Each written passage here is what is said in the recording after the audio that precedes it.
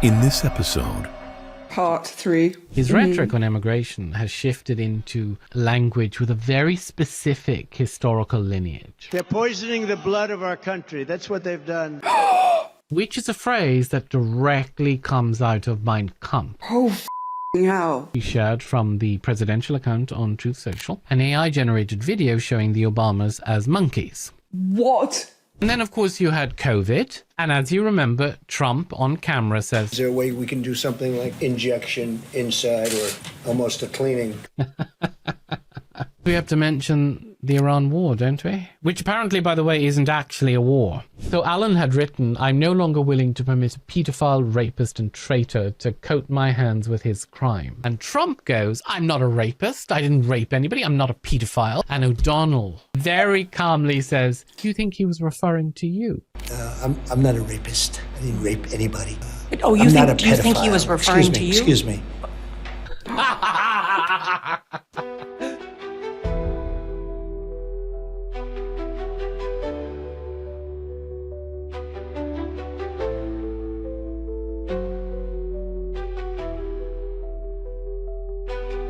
So, part 3.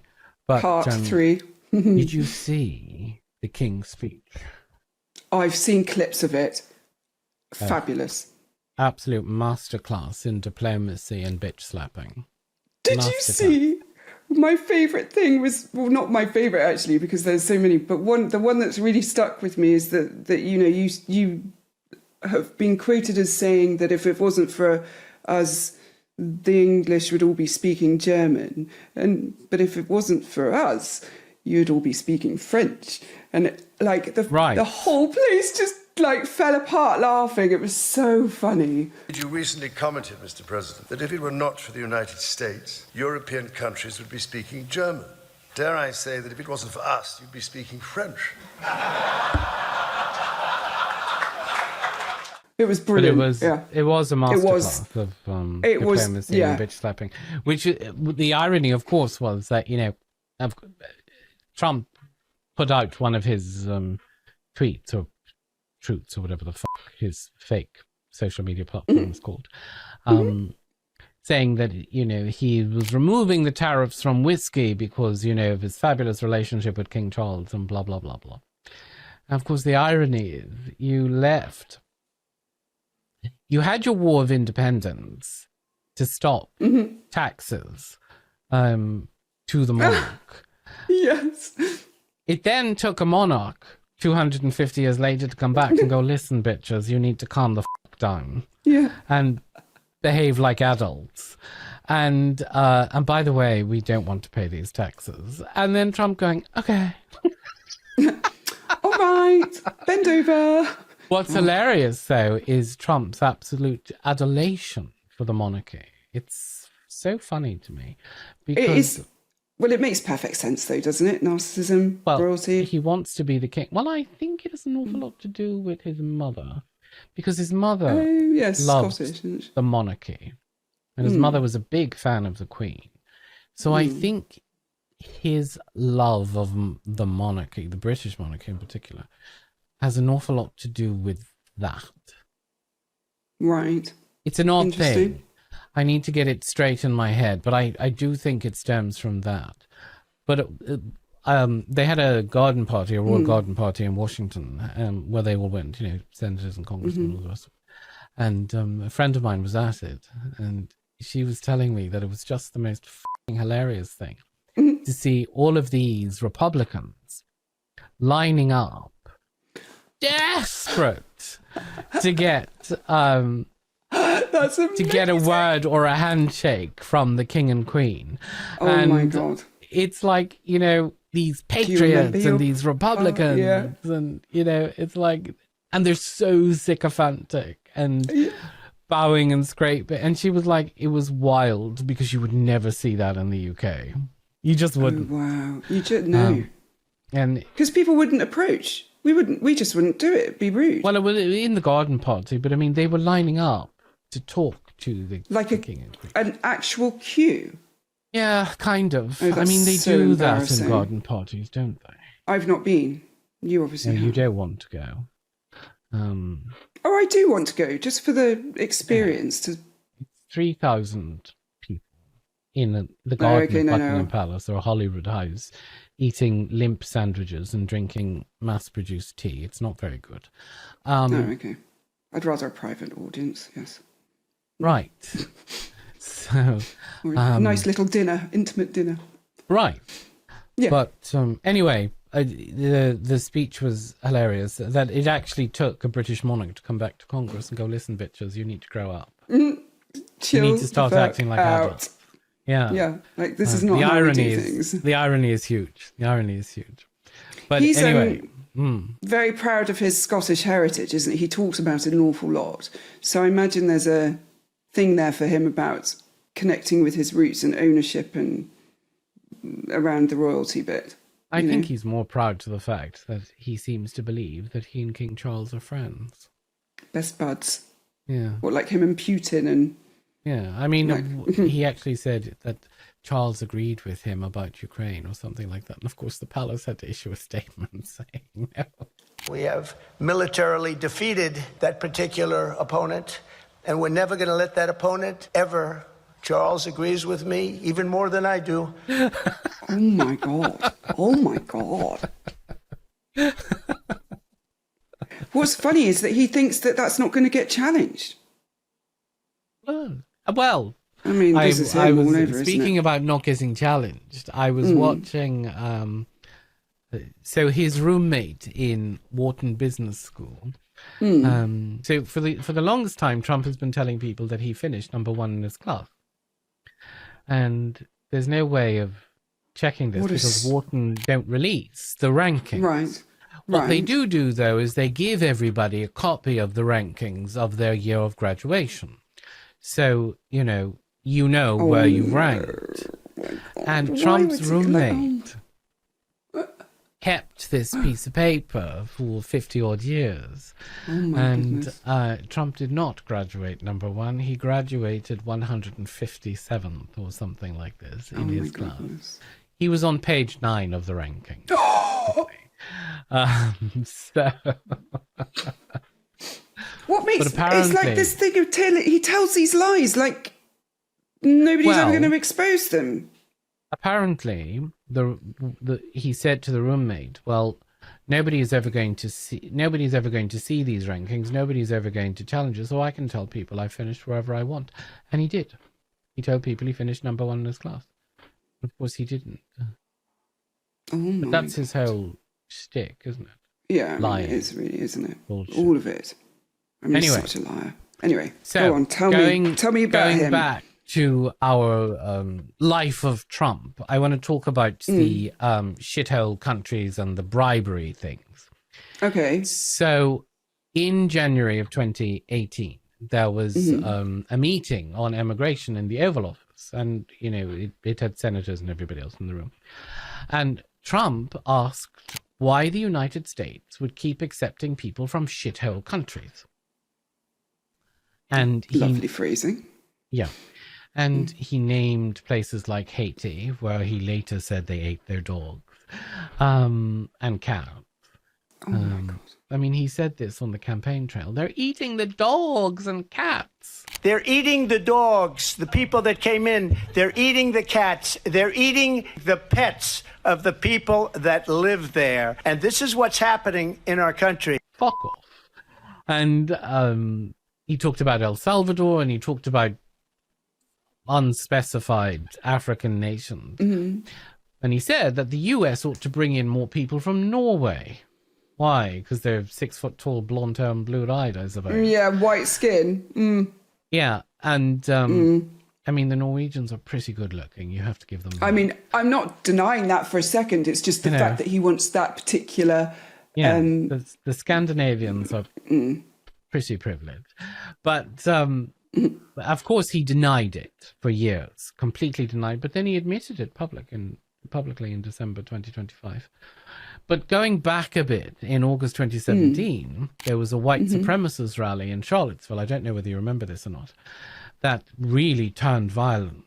And a counter-protester called Heather Heyer was killed when a man drove a car deliberately into the crowd of anti-racist demonstrators. Fuck. So, yeah. So one of these white supremacists basically went, "Fuck this, we don't like anti-racists, so we're going to plow into it." And then 3 days later, in a press conference, Trump said that there were very fine people on both sides. But you also had people that were very fine people on both sides. Rather than condemning. I remember that. You remember that? I remember that. Fucking hell. Forgotten it, but yeah, carry on. So we have we have this strain of racism going through his rhetoric. And then in July 2019, he tweeted that 4 Democratic congresswomen, 3 of whom were actually born in the United States, should go back and help fix the totally broken and crime-infested places where they came from. And then, but it goes back even further. In 1991. I spent the whole of these episodes just being like, and I don't know when am I going to stop being shocked? Like, because this man is in charge of that f***ing country. Actually, I don't want to stop being shocked, because actually, if I stop being shocked, then I've accepted the behaviour. Happening in the United States. People have become desensitized to it. Yeah, that's it. I don't want to be desensitized. Anyway, sorry. They just shrug it off going, "No, it's Trump being Trump." No, it's Trump being a racist, megalomaniac dickhead. But anyway, in 1991, John O'Donnell, who was an executive at the Trump Plaza, published a memoir in which he quoted Trump as saying that laziness is a trait of blacks. Yeah. And when he was asked about this in 1997, do you know what he said? He went, "Yeah, it's probably accurate." But of course, by 1999, he was denying that he ever said it. So, actual fuck. Right. This is the thing. So that's how he is on race, Now, whether he stands by what he said afterwards isn't really the question, because the positions afterwards is whatever the moment needs at that particular time. So the saying of it does all the work, The problem is, though, each one normalizes the next, right? Sure. So, and absolutely. it becomes this idea of it's just Trump being Trump. Which is a tiny baby step towards, Trump is just a racist motherfucker, and that's okay. That's why we voted him in. So then you've got the travel ban targeting the Muslim majority countries. Do you remember this? Yes, I do remember that, yeah. This was actually his very first executive action as president in his first term. Then the administration implemented a policy of separating children from their parents at the Mexican border. So if a family came over, they would absolutely separate the children, and they would put children in cages. Yeah, absolutely right. In multiple cages, they actually lost track of which child belonged to which parent. Yes. So they didn't know. So they separated them. They didn't do the right paperwork. And then they were like, "No, which one does this one belong to?" They're all the same. This kind of shit. So the cruelty. There's no... Jesus. It's just no different to slave trade type. But it's not. behavior. This is the thing, That cruelty was... but it wasn't a side effect of poor implementation. Because his own officials admitted publicly that family separation had been designed as a deterrent. They said, yes, we separated them to deter people from coming over. So the suffering of the children was actually the instrument to be used, And then, of course, you have that famous Fifth Avenue quote he said, during the 2016 campaign. He said, "I could stand in the middle of Fifth Avenue and shoot somebody, and I wouldn't lose any voters." And the thing is, he's right about that. He is right about the immunity of that. Where I could stand in the middle of Fifth Avenue and shoot somebody, and I wouldn't lose any voters, okay? It's incredible. What the fuck? Right. I mean, what you're actually describing is the structure of kind of escalating coercion. The first move, it tests the environment, what the environment will accept, right? And the next move, if you think about toxic relationships, the first thing happens, and then it's, you've taken that. So, the next move calibrates from that point, And the deterrent logic on the children is what gives it away, because it requires the suffering to be visible and to be known to be deliberate. And if the cruelty were incidental, you would hide it. This is it. Right? You would do it it would just be like something you would be ashamed of, right? So designing it as a deterrent, well, it reminds me of the thing we talk about in terms of to get you to comply. All I have to make you believe is the potential for force, not have force, it's the potential, right? So, but designing it... The force that you are going to exert over me is going to be far worse than the compliance. Right. So then, which in turn means that the designing it as a deterrent means that it has to be advertised, right? This is it. Yes, it does. Absolutely. Jesus. Because otherwise it's ineffectual. Right. And then, of course, you had COVID, Yeah. Was he president during that? Yes, he was. Right. Yes, he was. Oh, yes, he was. Oh, Jesus. Because he said about injecting bleach and stuff. Injecting bleach and all the rest of it. So the mismatch between the crisis and the president was visible almost immediately. He'd actually dissolved the Pandemic Preparedness Directorate of the National Security Council back in 2018. Because why wouldn't he? Because Obama set it up and he was like, dismantle it, blah, blah, blah. Can't have this because it reminds me how incompetent I actually am. Right. Actually, I don't even think it was Obama who set it up. I think it was set up before that. But anyway, so when the virus arrived, the coordinate, it was Obama because it was set up after Ebola. Oh, yes, because, that makes sense. So he talked about it. That coordination structure that had been built after Ebola had been dealt with was gone, Jesus. So, because he dismantled it, because, Barack Hussein Obama. And through February and early March, he told the public that there was nothing to worry about. No, don't worry, it's going to disappear. One day, like a miracle, it's all going to disappear. Then on the 23rd of April in 2020, he gave this televised briefing, which you're talking about, in which a Homeland Security official, Bill Bryan, had just presented research showing that heat, sunlight, and disinfectants killed the virus on surfaces. Right. And as you remember, Trump on camera says, so supposing we hit the body with with a tremendous, whether it's ultraviolet or just very powerful light, and I think you could, that's something that we haven't checked, but you're going to test it, aren't you? And then I said, supposing you brought light inside the body, which can do either the skin or in some other way. Now, I'm quoting directly, which is why it's making no sense. Good. This is word salad, right? This is like circular logic. I'm bullshit. Actually using word for word. And then he said, and then I see the disinfectant where it knocks it out in 1 minute. And is there a way we can do something like that by injecting inside or almost a cleaning? So supposing we hit the body with a tremendous, whether it's ultraviolet or just very powerful light, and I think you said that hasn't been checked, but you're going to test it. And then I said, supposing you brought the light inside the body, which you can do either through the skin or in some other way. And I think you said you're going to test that too. Sounds interesting. Right, and then I see the disinfectant where it knocks it out in 1 minute. And is there a way we can do something like that by injection inside or almost a cleaning? So, the manufacturers... It's just the lack of responsibility on it. But it's not even that. It's just... You're so fucking mental. So what happened was... Just so thick. Yeah. To even think that that's a viable thing. Well, oh my God.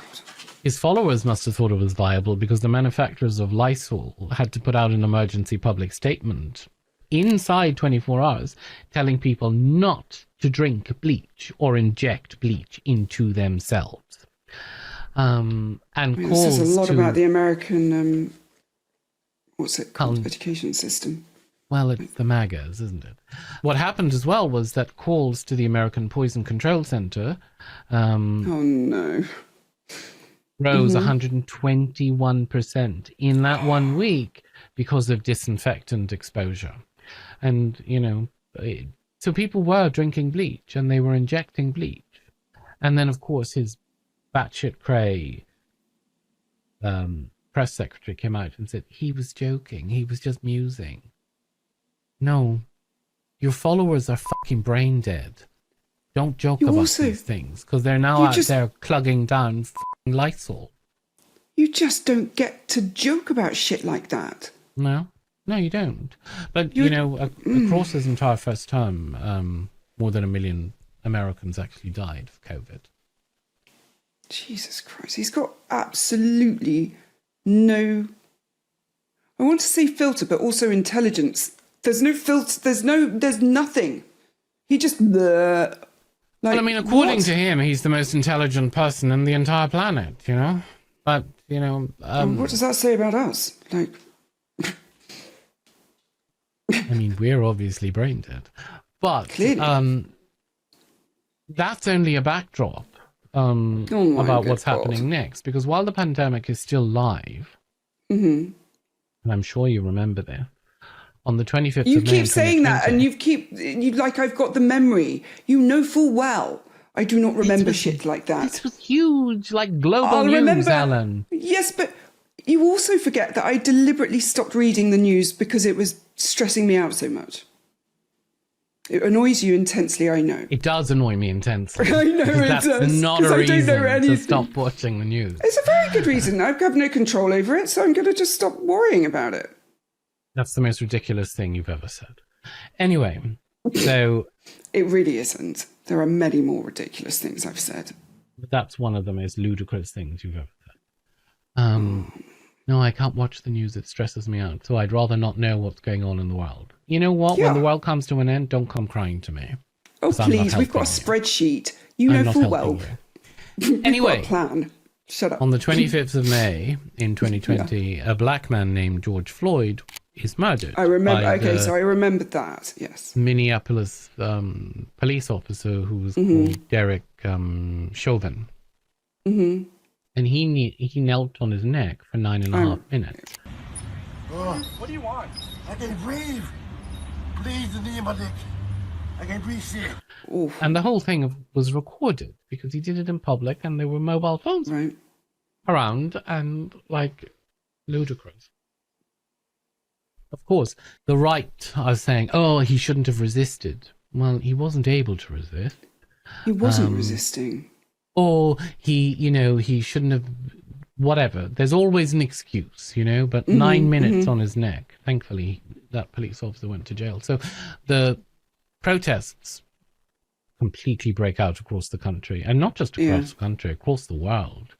I remember that week. And they don't stop. And so on the 1st of June, one of those particular protests is outside the White House in Lafayette Square.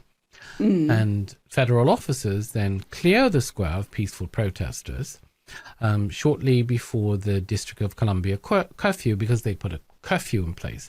But they cleared it using tear gas and pepper balls. Anyway, so it's... Why wouldn't you? Why wouldn't you? So anyway, it's cleared out. And then Trump walks from the White House across the emptied square to St. John's Episcopal Church, which had been damaged by fire during the protest the previous night.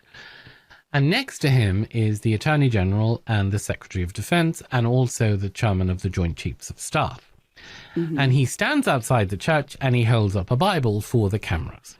Very famous video where he's literally just standing outside the church holding up this Bible, which they had cleared using tear gas of American citizens 10 minutes before. And the thing is, the Episcopal Bishop of Washington, a woman named Marianne Edgar Budd, or Buddy, fabulous woman, who's in charge, has oversight over St. John's, hadn't been consulted. She hadn't been told and that this was going to happen. And she said afterwards that he was using the building and the Bible as props, as a backdrop. And the phrase that she used was, but it almost looks like a prop.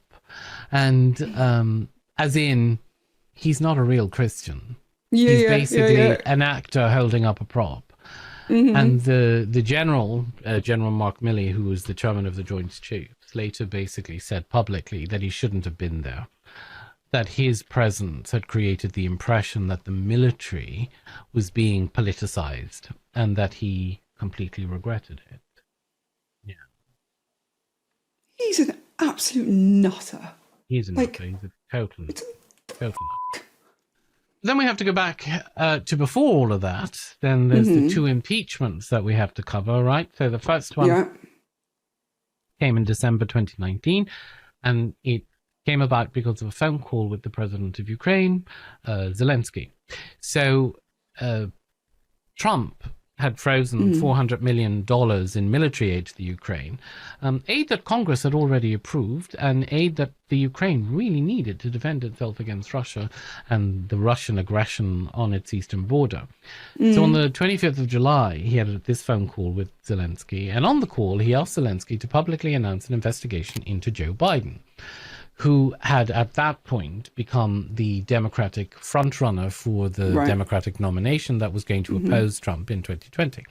So, of course, the implication of that was really clear because, a White House meeting and the release of the aid was contingent on Zelensky doing Trump's political bidding. That's f***ed. Totally. Now, a whistleblower from the intelligence community flagged the call. Excellent. And then a rough transcript was eventually released, under pressure, I might add, which it always is in a Trump administration, although the second administration is by a factor of 10 worse than the first one. And his coercion was confirmed. And, the transcript contains the line of Trump saying, "I would like you to do us a favor, though." And that comes immediately after Zelensky raising the subject of military aid. So Zelensky said, I want to talk about the 400 million. And Trump said, but I'd like you to do us a favor. Basically, quid pro quo. You scratch my back, I'll scratch yours. So Trump was charged with abuse of power and obstruction of Congress. And Good. yeah. Now, the second charge related to him instructing his entire administration to defy subpoenas and refuse to produce documents or testimony. Not on any specific grounds of executive privilege, but all of it, right across the board, right? So the White House counsel wrote to Congress calling the entire impeachment inquiry constitutionally invalid. And the Senate acquitted him in February of the same year, 2020. Along party lines. And Mitt Romney, who seems to be quite a decent man, or seemed, he's dead now, well, Trump hated him, passionately hated him. He was the only Republican to vote for a conviction for the abuse of power. And that had never actually been done before. A senator voting to convict the president of his party, that had never been done before. Never. Wow. I mean, this is the same mechanism as coercive control. Oh, right? it is. So yeah. One person has the other, what the other person desperately needs. The idea that I am dependent on you giving me this money. Yeah. Yeah, but I'll make you beg for it. I'm going to make you dance, right? Because basically, it's this person has what that person needs desperately. So they're kind of almost life dependent on it. And they were, as Zelensky was at that point.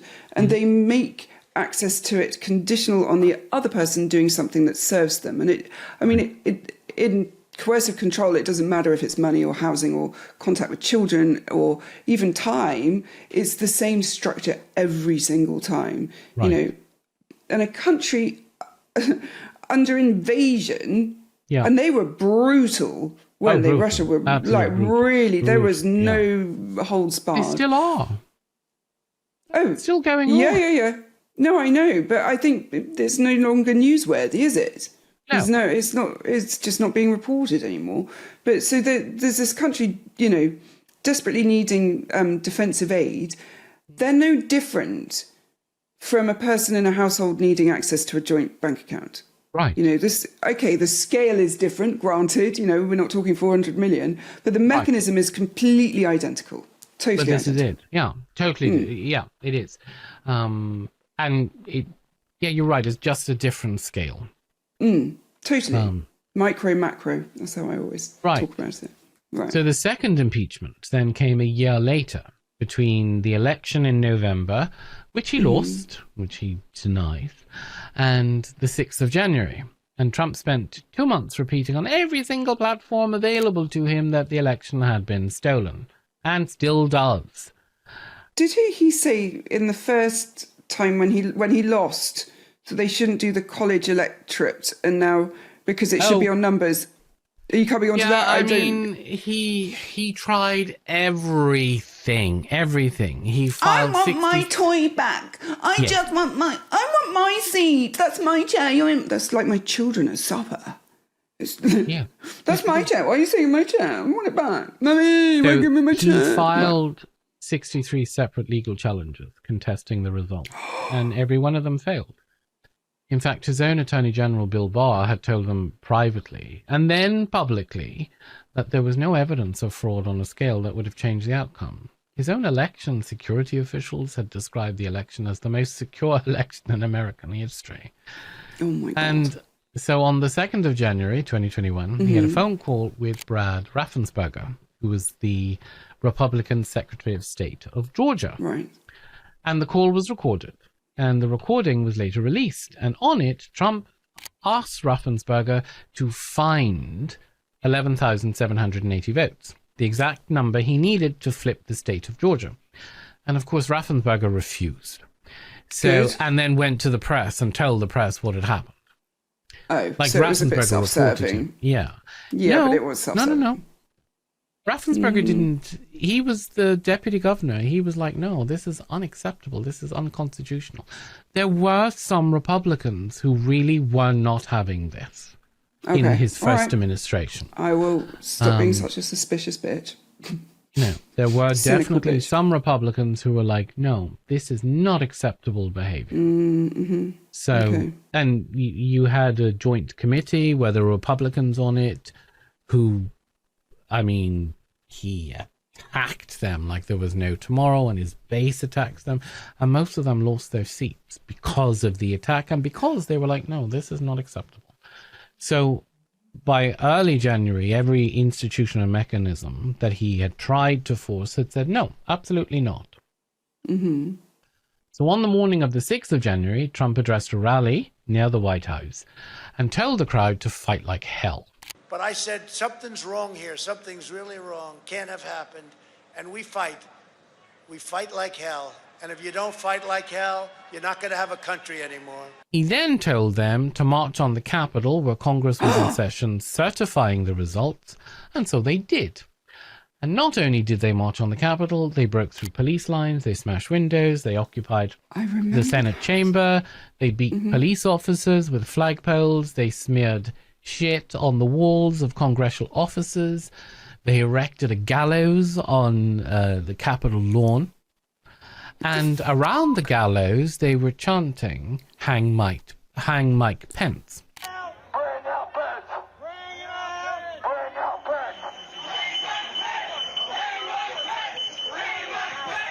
Five people actually died in this. And I was going to say, people did die, didn't they? People did die. 5 people died. And over 140 police officers were injured. Some of them really seriously injured. Jesus. Improvised explosive devices were found on the grounds. And it took 3 hours between the start of the breach and Trump issuing a video statement telling rioters to go home, during which he actually sat in the White House watching the coverage on television. Multiple cabinet members of the White House staff described going to him during that period and asking him to intervene. But he wouldn't. Of course he wouldn't. You know? And when he eventually recorded the video, he told the rioters, "We love you. You're very special. Go home. We love you. You're very special." He sat there and watched it. Yeah, he did. Yeah, he did. There's something almost perverted, but that's not someone losing control in the moment, you know. No, it's not. Do you know, I talk about with narcissism about how grandiosity is I talk about the idea that grandiosity is the central trait and all the other traits are feeding that sense of superiority, the need to be superior. Right. And there is such a feed from watching people riot in your name. Right. Right? Right. There's something so disturbing about it. Something about what he was seeing was meeting a need in him, overriding, I mean, not that I think he's got any, but overriding any empathy at all, or any sense of, this is not okay, I've f***ed up here, awareness of social conscience, nothing in him. Otherwise, he'd have intervened the way any other president would have done. In the first 10 minutes. Think about George Bush when 9/11 and they whispered in his ear that it happened, and he was reading a book, and you watch him processing, because he doesn't react, but I can understand why he didn't. You're hearing something and you don't know what to make sense of it. Well, he's in a room full of children as well. And he's got f***ing kids in front of him. So he can't finished reading the book. He was and so then heavily criticised for it. I don't know why. I think he did exactly the right thing. I do too. I don't think you could have done anything more than what he did. If the Secret Service had rushed him out of the room in this blind panic, that would have traumatized those kids. Right. He did the exact... finishing his book for 5 minutes and then saying, it was lovely to see you all, bye-bye. Mm-hmm. And then 5 minutes wouldn't have made any difference. I think he did the right thing. I'm not a big fan of George Bush. I think he's thick as shit. But... well, you can't help what he's born with. But yeah. He did the right thing. I actually love his relationship with the Obamas. I think it's hilarious. Oh, I think I've seen little clips. He and Michelle and Obama get along like a house. He brings her sweets. That's lovely. For fuck's sake. Oh, that's so he's cute. like a grandfather. When grandfathers hand you over sweets. Yes, one of those. My granny had the travel sweets in the tin. Right. She one of them. I loved it. There are videos of him handing her over. He's hilarious. That's so sweet. Well, but okay, so he sits there for 5 minutes, finishes his book, and do you know what the difference is? He was thinking about other people, how this is going to impact these people, what I need to do to minimise the trauma. Well, he was thinking about the kids in front of him, yeah. Right, exactly. That's what I mean, the children. He's thinking about someone other than himself. And Trump, 3 hours of watching people, he'd deliberately incited violence, sent to get violent in his name, and then he goes, I love you. It's insanity. I see it on the micro rather, but this level, it's mental, utterly mental. And I don't use that word carelessly either. No, I mean, you know what I'm like. I don't do it. It is absolutely unhinged. But yeah, it was feeding something, and I imagine he was sitting there thinking, "Oh, they're all doing this for me," and probably feeling a huge sense of pride. And I think he was probably feeling turned on by it. I imagine so. Poor Melania. Ew, she would have been destroyed that night. But it wouldn't have lasted that long. I'm sure she could tolerate. Anyway. So, of course, the House impeached him for incitement of an insurrection a week later. And I should think so. 10 Republicans voted to impeach him. So it made it the most bipartisan presidential impeachment vote in American history. So it got through Congress, but the Senate trial ended 57-43 for conviction. And 7 Republican senators voted to convict. But that fell 10 votes short for the 2/3 majority that was needed. So he was acquitted for the second time. And that means he remained eligible to run for office again. And between the second acquittal in February 2021 and the 2024 campaign, he was then charged in 4 separate criminal cases. So there were federal charges over the classified documents case at Mar-a-Lago, where he kept classified documents in bathrooms and all over the place and shit like that. And here's an atomic bomb code, and here's this and the other. And here's the password to all the secrets. There were separate federal charges over the attempt to overturn the 2020 election. There were state charges in Georgia over the same attempt. Georgia brought him to court for trying to overturn the election. And there were state charges in New York over the Stormy Daniels hush money fiasco. And the falsification of business records used to conceal the payment to Stormy Daniels. So the Manhattan case is the only one that reached a verdict. So on the 30th of May, 2024, a jury in the state court of Manhattan found Trump guilty on 34 counts of falsifying business records in the first degree. Right. So the charges related to the payment of the hush money to Stormy Daniels. And in the closing weeks of 2016, this is what he was trying to do. He was trying to hide the fact that this porn star was basically going to out him. So, he paid her off. Well, Michael Cohen paid her off. And the subsequent falsification of business records used to disguise the reimbursement was then used against the lawyer, Michael Cohen, because he had made the payment on Trump's behalf. So the falsification qualified as a felony because the prosecution established that the records had been falsified to conceal a further crime, right? Which was the illegal use of the payment as an unreported campaign contribution, which was designed to influence the outcome of the election. So he became the very first president in American history convicted of a felony. And then in the middle of that campaign, on the 13th of July, 2024, he's giving a rally in Butler, Pennsylvania, which was outdoors, and a 20-year-old man named Thomas Crooks gets onto the roof of a building near the rally site with an AR-15 rifle that his father had bought him legally years earlier.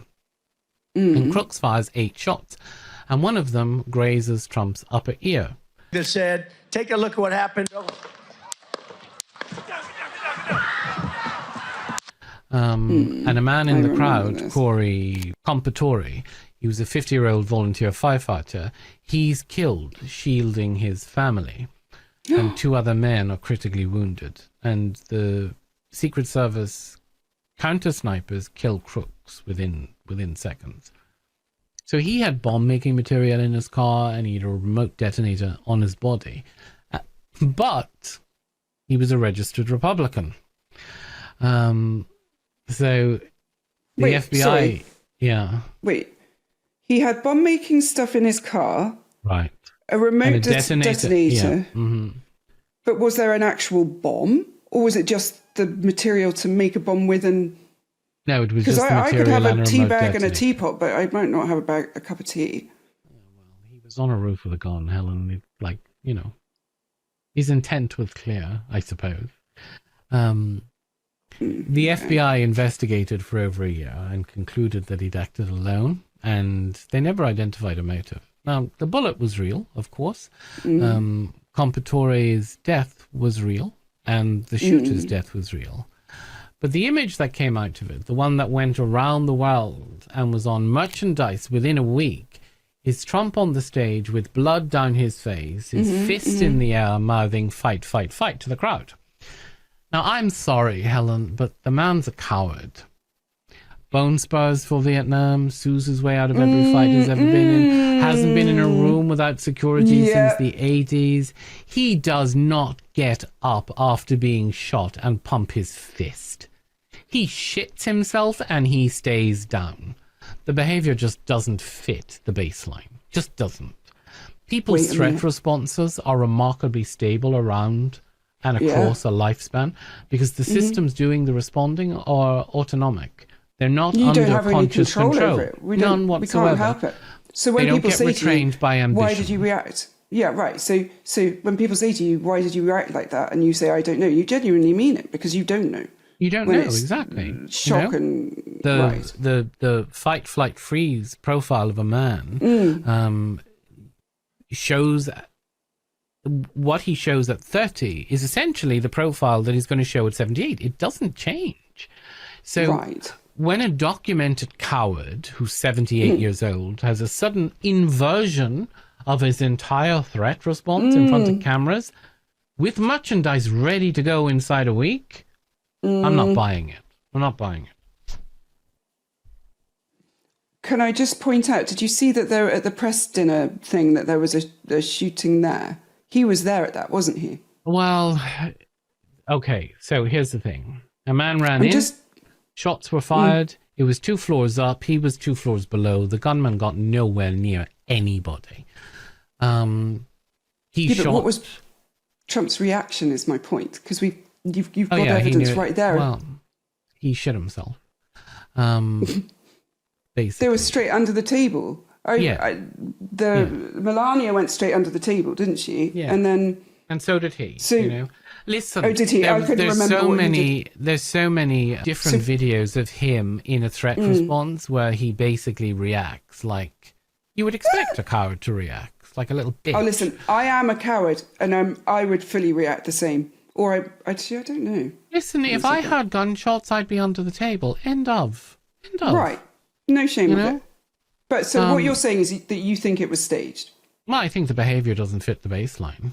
That's okay. You know? And the thing is, 2 months after that, in September of 2024, a 59-year-old man named Ryan Ruth was hiding in the shrubbery outside Trump's golf course in West Palm Beach with a Soviet-era rifle and steel armor plates strung over the fence. And he was waiting there for about 12 hours, you know, which is wild to me. The Secret Service seems to be doing a shit job. Maybe there's a reason. What was actually funny in the latest shooting is that the Secret Service rushed in and they grabbed Vance first and they had to go back and get Trump. And then when they did grab Trump, he fell flat on his face and they had to pick him up. Yeah. Anyway, the fact of the matter is they now don't actually know if that shooter actually shot anything. What's also interesting is that the Secret Service shot 8 times and missed. How? So now they don't know. Guns?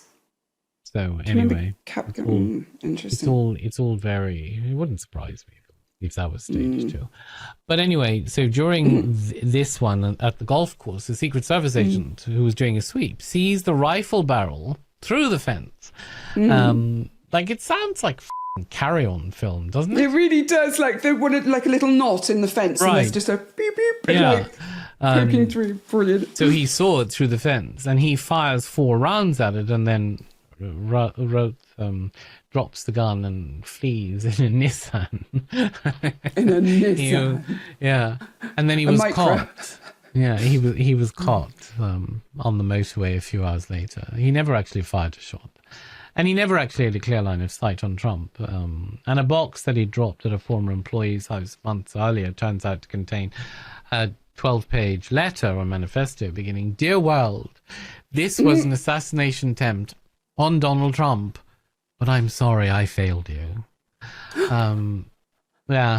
He'd been planning it since at least April and had asked someone that he believed to be a Ukrainian for a sniper missile or rocket-propelled grenade, and he discussed shooting down Trump's plane as well. So he represented himself as trial. Why would you do that? The lawyer who represents him, the person who represents himself at trial has a fool for a lawyer. Something like that. Fool for a client, Yeah. So he called Trump a racist pig in court filing. He wasn't wrong there.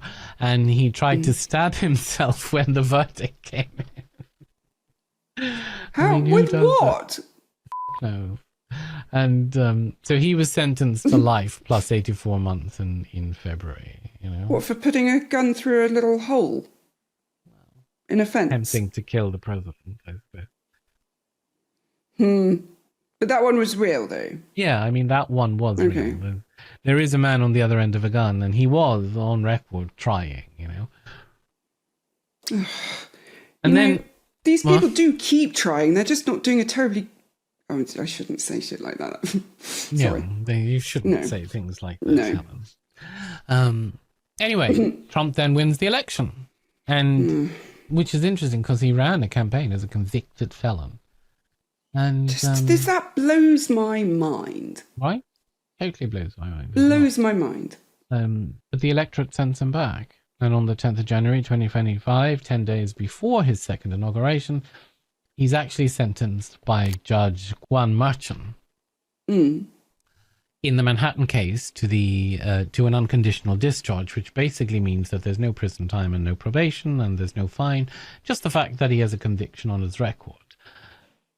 And the reason that the reason that is like because we can't incarcerate, we can't imprison a president. Now, if he hadn't have been elected, he probably would have went to prison. Well, at least we think he would have had a higher chance of going to prison. Why can't you be sent to prison if you're the president? Surely you just lose your presidency and it goes to the deputy, the vice, whatever.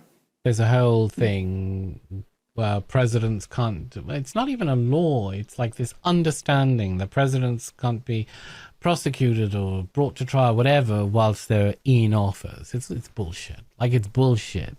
So let's become president, and then we can do all our murdering, and then done. But this is the thing. Enemy, like, this is crazy. That's crazy. The Supreme Court has handed him wild amounts of immunity that just was never supposed to happen with the presidency.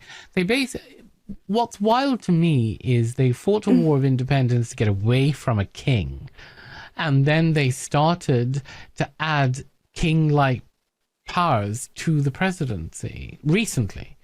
It's becoming a dictatorship. Well, it is, and literally nothing happens to him. Nothing happens. He actually becomes the very first convicted felon ever in the history of the United States to be inaugurated as president. So it's ludicrous. Wow. Every single mechanism that was meant to mark the conviction as serious produced an outcome that was treated as completely weightless. The sentencing produced no sentence because Marchan gave him the unconditional discharge. Not that he had any choice. I don't think he had any choice in doing that, and the electorate gave him a majority. And then the Republican Party gave him their nomination. So at every point where the system was supposed to register, this man did something with consequences. It actually did the total opposite. Total opposite. Oh my God. You can map that onto Peel almost exactly. Oh, you can. Oh, yeah. Right? Because the doctrine he was raised in says reality is whatever you can get the environment to accept. Make it. Yeah. It's not too dissimilar to behaviour, but it's very dissimilar to behavioral I'm just science. going, I was going to get ripped alive. It's not the same at all, but yeah. So, it's about getting the environment to accept, right? And the environment has just accepted a convicted felon, but not just convicted felon. He was also, we talked about in the last video, how someone has said to me, well, he's not a sex offender. And it's like, well, he is a sex offender. He has been found culpable for raping someone and had to pay damages. That is therefore saying he is responsible for rape. That's it. So you've got a convicted felon who is a rapist as president. Correct. Right? So inside the framework, the Peel thing, like, reality has accepted him. And there's no correction available because the framework treats every outcome, including this one, as further evidence. I mean, it's just fucking reinforcing all the time, the bias all the time, because this is further evidence that the framework is right. Right, it's just this is it. And constant if you remember when we were talking about the pilgrims, I mentioned Calvinistic thinking. I'm going to correct you and say the separatists. They weren't pilgrims. The separatists. You only correct me because I told you that. Yeah, I know, of course. I'm not going to deny it. But I've also integrated it into my own language. Don't use my teaching against me. I will. Hideous and person. you're going to be proud of me for it, because I know you will be. But anyway, so the separatists, if you remember when we did that video, I talked about Calvin's mentality. This is very Calvinistic, that God is rewarding you by giving you what you want, so you're obviously a good person. This is Calvinistic thinking. So is it also like, is it magical thing? It's totally magical thinking as well. Okay, just checking. This Calvinistic ideal of you're successful because God is rewarding you. God approves of you. Your entire life is mapped out, and nothing you do will change you from that map. So Right, it but ties that's very also- easily in with this Peel thing, you know? But the Calvinistic thinking, if they're right, like in a hypothetical sense, God is rewarding a convicted felon / rapist, which in Right. turn flips on its. If you want to use logic, because you know what I'm like. So if the God that they worship rewards crime and harming other people, Right. then that God, by logic, must actually be the devil, and that there's no. You give me a headache. I know, but you love it. But you think about it. We're not going to think about it in this episode, Helen. Let's move on. Okay, but they're just worshipping a God that says that a rapist and felon is okay. Right, but that's been mapped out his life, and it's all good, and God likes him, and everybody's happy. Right. So I just anyway, wouldn't want to be involved with a God that would do that. That's all I'm saying. well, there is no such thing as God, so it doesn't really matter, Helen. I mean, that's why I said hypothetical. Like, fine. Anyway, so You he's know, 79 anyway, carry now, on. Oh my and God. Is he his actually? public I didn't speech. know. Yeah, he's 79 now. He's 80 in his next birthday. Wow. And of course, his public speaking and speech has completely deteriorated. He's constantly shitting himself. He's constantly slurring his words. He's constantly doing all sorts of stuff. You know, he keeps confusing people. So actually, on the 9th of November 2023, at a rally in New Hampshire, he was talking about Nikki Haley as though she'd been in charge of security, who's a Republican, by the way, as if she'd been in charge of security at the Capitol on the 6th of January. Who he actually meant was Nancy Pelosi, who was the Speaker of the House at the time and a Oh Democrat. my goodness. He conflates Biden and Obama all of the time in his speeches. Then there's the word finding stuff. So he resets mid-sentence. He tells the same anecdote twice and 3 times in the same rally. And the thing about all of that is, back in 2018, his then White House physician, who was called Ronnie Jackson, gave him the Montreal Cognitive Assessment, the MCA, which is a 10-minute screening test that picks up cognitive impairment, mild cognitive impairment, and early Alzheimer's. And Trump scored 30 out of 30. If you can believe that, which is the score that most adults under 75 without cognitive impairment would get. So it is the expected score. It's not an exceptional one. Right? No, but you're saying that he got 30 out of 30. Well, so they Would say. I get 30 out of 30? Yes, you would. That's the I think expected that's score. 30 out of 30. questionable. But Okay. the thing is, Jackson also came out of that physical so there was so he did the physical, right? And he came out and he told the press with a straight face that if Trump had eaten better over the previous 20 years, he could live to be 200 years old. He also said he was the fittest president that he'd ever examined, blah, blah, blah. Did he go to Trump University for his medical degree? Fuck me. Anyway, What the so, of course, the reporters in the room all laughed.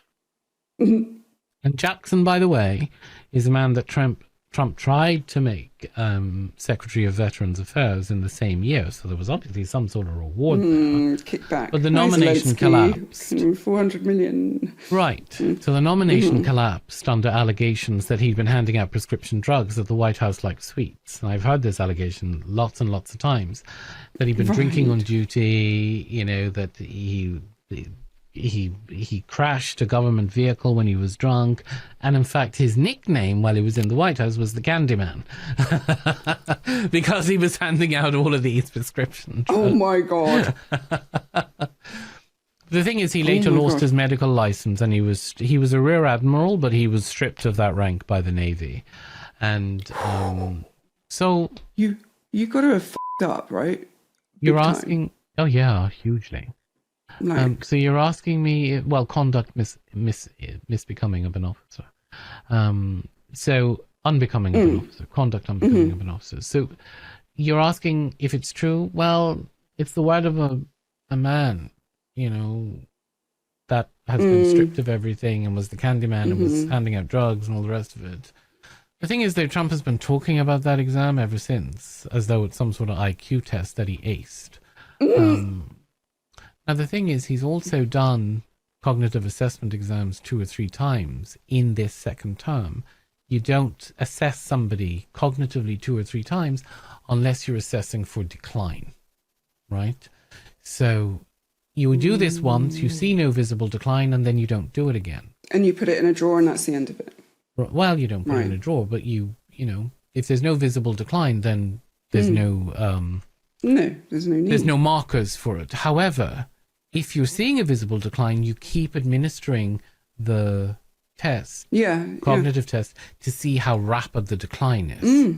So this shows you how rapid the decline is. But anyway, so he keeps banging on about this like he's a genius. Now, I don't know whether you saw this interview or not, but on Fox News, he was doing this interview in 2020, and he described it. So he described this exam at length, like he was describing doing a master's thesis or whatever. And he recited the memory sequence that he was asked to repeat, which apparently it wasn't. I know it wasn't, but it was, he said it was person, woman, man, camera, TV. The last questions are much more difficult. Like a memory question, it's like you'll go person, woman, man, camera, TV. So they say, could you repeat that? So I said, yeah. So it's person, woman, man, camera, TV. Okay, that's very good. There's no way in hell. He's just looked around the fucking room, hasn't he? Exactly. He's just gone around the room going, I'm going to do these things. That's what my child does when they're like looking for an excuse. Right, exactly. So that's what I do for a start. But you also have to remember that the Montreal Cognitive Assessment isn't diagnostic. It's a screening instrument, right?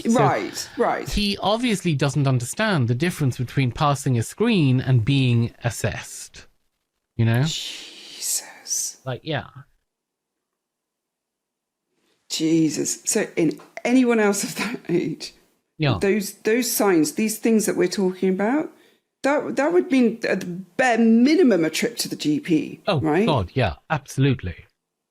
But the only person the problem that you've got really is that the only person that's going to make Trump to go to a doctor is Trump. And he's got most perfect scans of anybody he's ever seen. Well, this is it. He believes everything that he tells himself, and, you know, the truth is what he wants the truth to be. Anyway, so during the 2024 campaign and into his second term, his rhetoric on immigration has shifted into language with a very specific historical lineage, right? Right. So he started describing immigrants as poisoning the blood of our country. I think the real number is 15, 16 million people into our country. When they do that, they're poisoning the blood of our country. That's what they've done.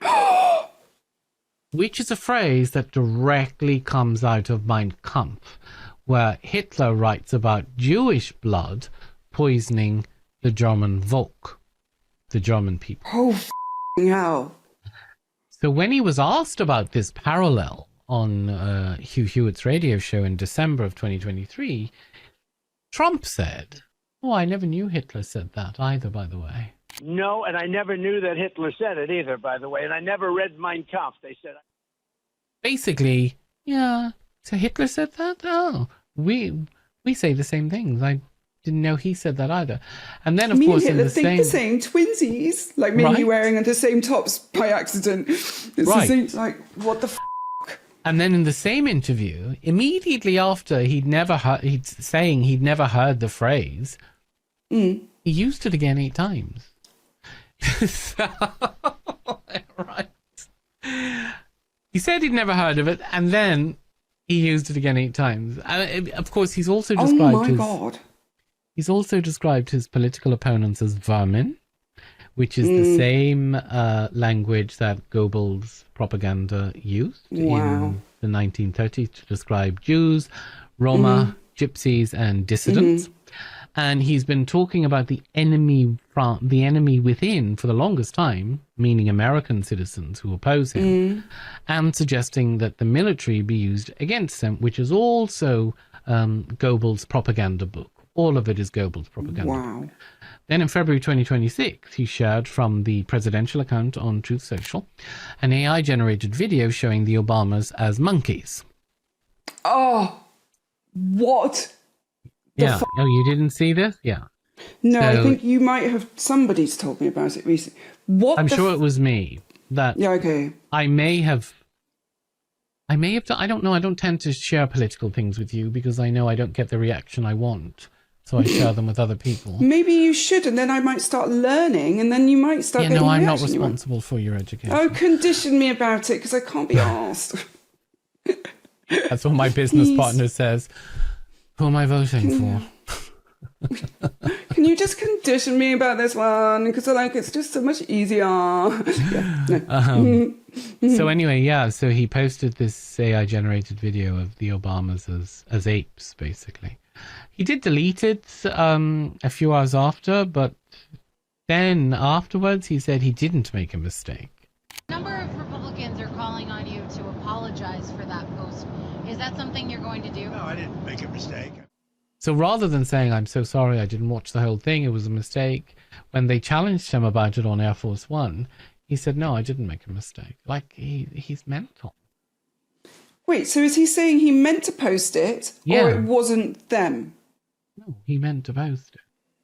Jesus Christ, the denial and repetition pattern is the same as the, laziness is a trait in Black's thing from, you said earlier, I think it was 91 or something. 1991, yeah.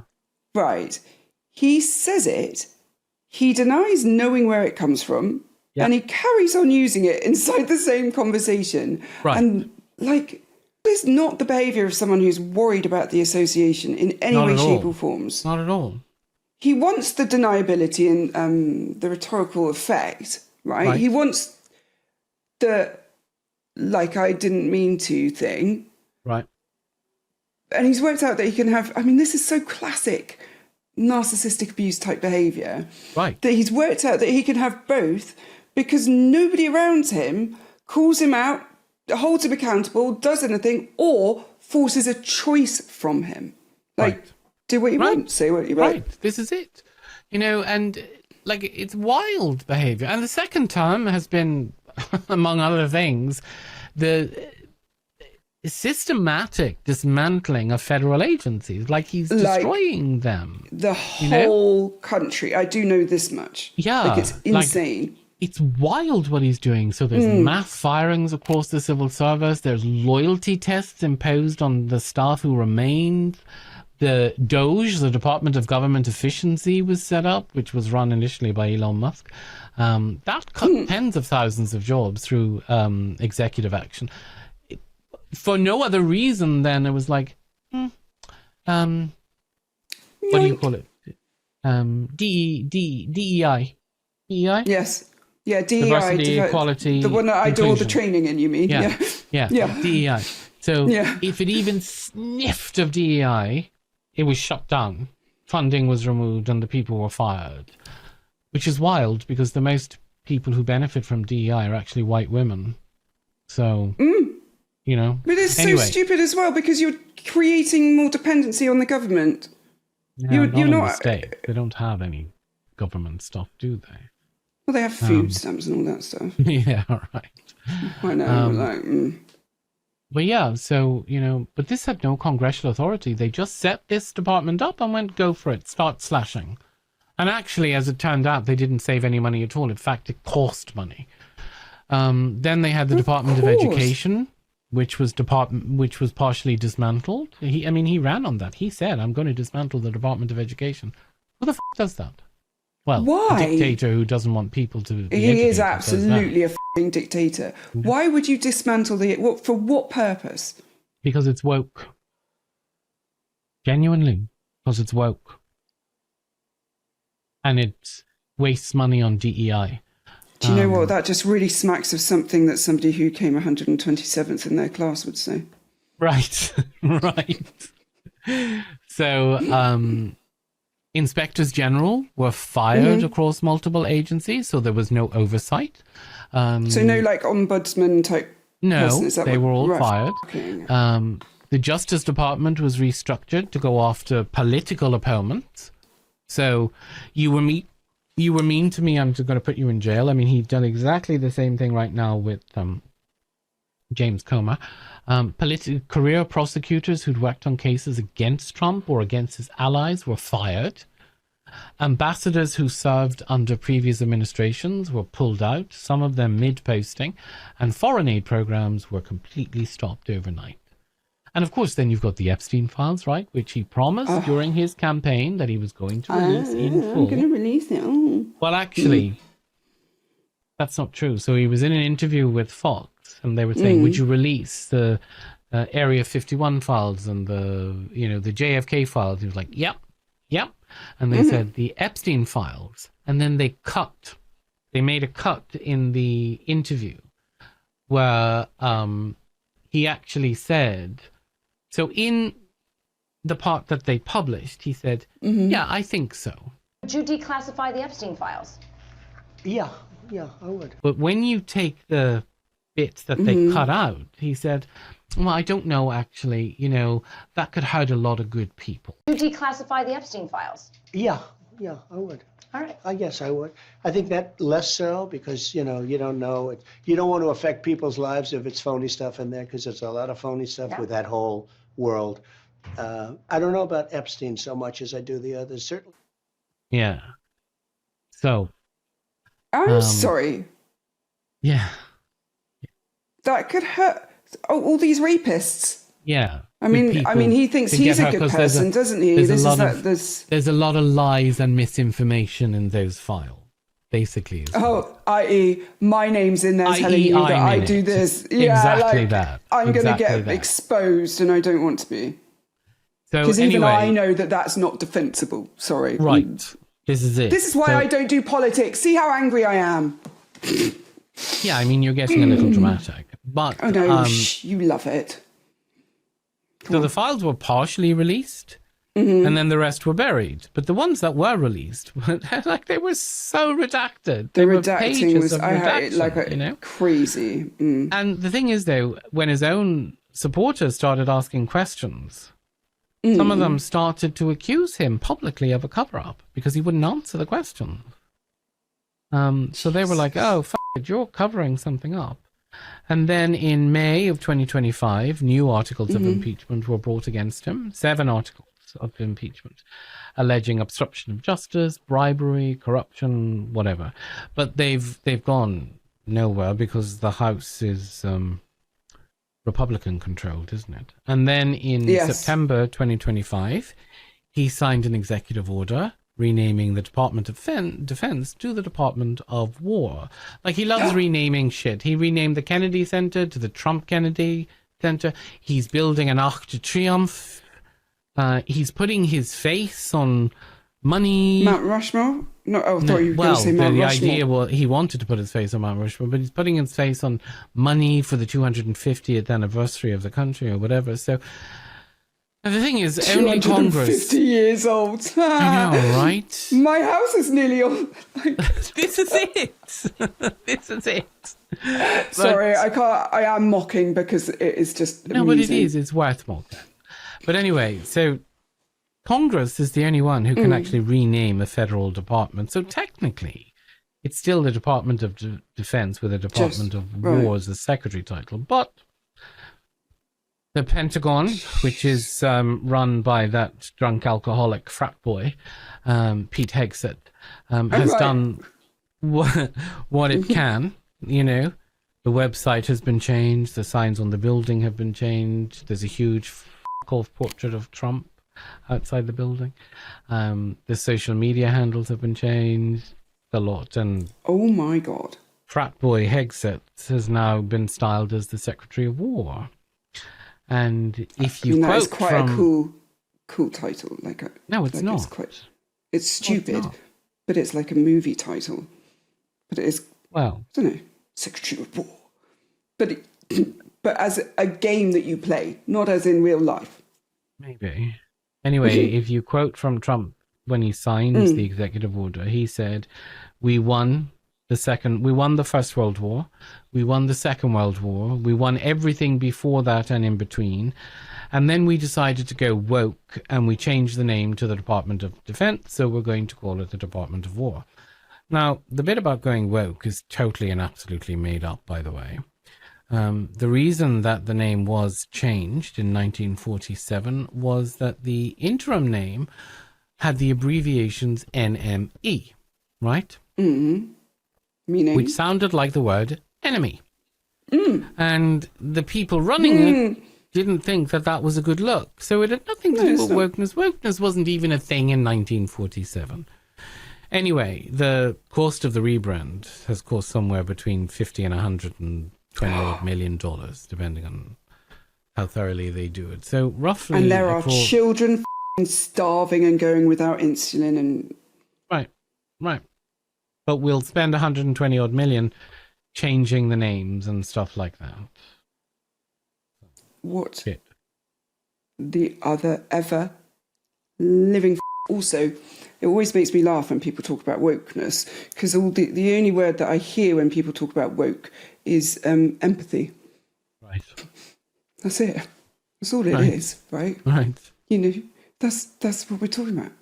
I would consider myself woke. Probably not as woke as you, but woke. No, I'm much more woke than you.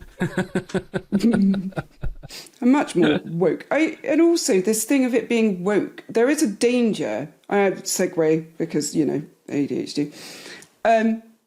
One of the things that I think is really difficult is that there is this polarization, and Trump is absolutely exploiting it, of the left go more and more left as the right get more and more right, and you end up back to back, and you're actually doing the same thing to each other that you don't want done to you. So you're saying if you're being really super woke, you're forcing everyone to accept your version of how people should interact and live and communicate. Right. But that's exactly what the right are doing and that you're opposing. So you have to be very careful that you're not going so far that you're actually becoming the thing you're objecting to. And I think people don't really see this, you know. Going back to this... It's a trap they all fall into, though. Yes. You know, and I just think, what are you actually fighting for? Your right to live peacefully, or everyone else to respect, like to live the way you live? Because, stay in your lane. It's okay, right? In family systems work, you see organisations and households kind of reorganise around a personality disordered figure over years. So the parent, and in my experience, and this is just my echo chamber. It's not that this is the experience. This is my experience as a female therapist. It's the mother, right? Is usually, but you know, over years people start centering around this person, sometimes over decades, and loyalty starts replacing competence, and the ones who tell the truth get pushed out, and the ones who flatter, essentially, who bow and preen and smooth, and they rise, you know, and after a while the structure stops being able to hear bad news or accountability or just accept anything that there's a flaw in maybe this behaviour or thinking or attitude, because nobody dares to bring it. You know, it's a bit like Darth Vader or President Snow in Hunger Games. You know, the idea that, like, you cannot Darth Vader, I know. President Snow, I don't. I didn't think you... That's why I added Darth Vader in, because I knew you would know it, but all I'm hearing is Hunger Games kind of stuff. But I also thought it was fairly Star Wars too. But from like not as close. Oh, Harry Potter was the other one I thought it was quite like. You know, this rising of Voldemort. Yeah, and this is the way we live, and there's this unfaltering loyalty and blind following, and nobody says maybe you shouldn't be targeting an 11-year-old child and killing them, trying to kill them. Orcs. But, you know, but from what you've just described, this idea, this centralising and this blind loyalty thing, and nobody able to kind of raise anything that's wrong, sounds exactly the same. It sounds like the same pattern, or similar, very similar. I think it would be very similar. Yeah, absolutely. I think you'd be right. It would be very similar. Then you've also got the ballroom, the big ballroom fiasco. Do you know anything about the ballroom? Didn't he take it all down and... Oh, my God. So last July, he announced that he was building a new ballroom on the White House grounds. After destroying the Rose Garden and paving over it, basically. I was very cross about that. Because Rose, like, you... Oh, anyway. Dick. What a dick. It's just so thoughtless. The legacy that you've just destroyed. It's like chopping down avenue of oak trees because Right. you want a view. Fuck off. Or a They were car here park. long, right? Or a And you car were park. long, yeah, right. So- They were here years before you, and they would be here years after you. Who the Anyway, f- are you? Anyway, sorry. he's, You're the one that started it. No, I'm not the one that started it. Okay, I well, told you, I gave you some information, and then I have to rein you back from these mad tangents. Fine. So, Ooh, quite like a mad tangent. It's fun. he wants to build a new ballroom on the grounds, alongside what he has called a modernized East Wing. And so the ballroom would be 90,000 square feet, and it would sit 999 Wait, how big is people. that? Big, huge. Like, can you give me a comparison of something? Twice the size of the White House. What the f***? He wants to build a ballroom twice the size of the White House. So it would seat 999 people. It would cost $200 million, and it would be paid for entirely by private donors. So he told the press that it wouldn't actually interfere with the existing building at all, that it would be near it, but not touching it. So the White House is 55,000 square feet. So as I said, what he's proposing is a building twice the size. That's going to be attached to a corner of it. One ballroom. One ballroom. And they hired an architect called James McCreary, and they got going, basically. So, and then... Wait. They've actually started it. Well, in October 2025, the demolition crews moved in, and they actually tore down the East Wing. The East Wing no longer exists. They tore it down. So they didn't modernize it. No. They didn't modernize it.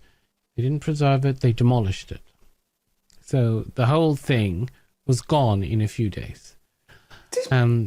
This is the very first major structural change that has been done to the White House since 1948, when President Truman... When it burnt down? No. When he put a balcony in 1948, Truman added a balcony. That was the major last structural significant design, anything. Okay. The thing is, though, that Trump didn't submit the project to the National Capital Planning Commission, because that's the federal body that has to approve major construction to government grounds. Right. The thing is, though, it doesn't really matter, because the chairman of that commission, by the way, is a man named Will Schaaf. And he's one of Trump's senior White House aides. So the body whose job it is to check the president on this kind of bullshit is run by the president's own staff. So, And then you've got the asbestos remediation that would normally be required for a demolition of this sort. That didn't appear in any of the plans. So, of course, the Asbestos Disease Awareness Association has had to file a Freedom of Information lawsuit to find out what was actually done. The Presidential Emergency Operations Center, which is the underground bunker built under the East Wing during the Second World War, is also gone, ripped out. Or at least being rebuilt as part of whatever is going on underneath. So the cost has gone from 200 million to 300 million to 400 million in less than 6 months. Now, and he wouldn't give we've been Zelensky told- his 400 million.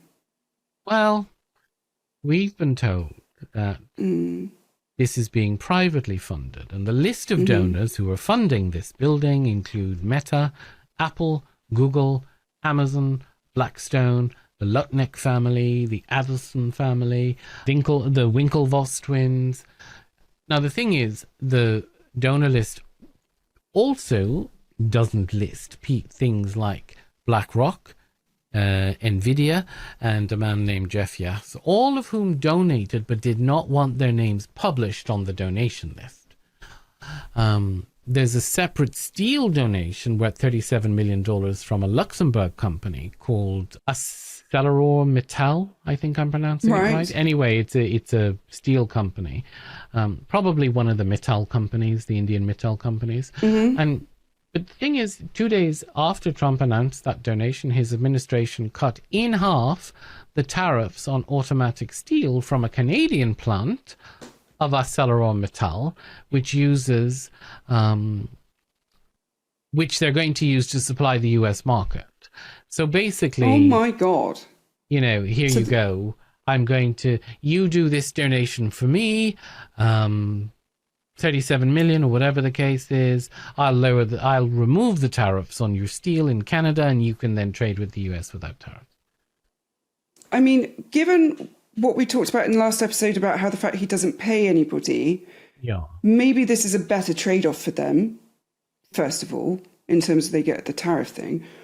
But also, what you're basically saying is that donations buy outcomes. Right. And do you know what? Can I just say one thing? And this is a Chris Lecker thing. Is my absolute horror at his destruction of the history, essentially, because of my subjectivity around the caretaker aspect around homes that we might have... No, I don't think so. There's being huge British. numbers of Democrats who are absolutely and utterly disgusted by the fact that he destroyed a national monument. Okay. I just wanted to know where my bias was informing my reaction, because I am horrified. Who does he think he is?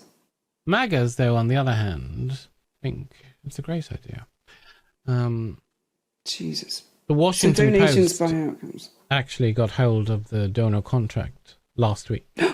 And it turns out that the contract specifically lets the White House off any sort of conflict of interest rules that would normally apply to federal solicitation of private money, on this scale anyway.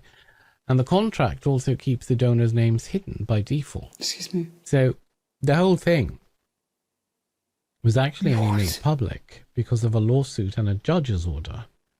And then Trump said on Jesse Waters on Fox, another piece of shit.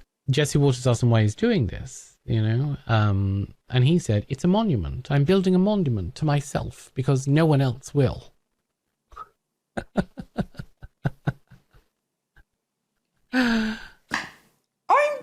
What the Yeah.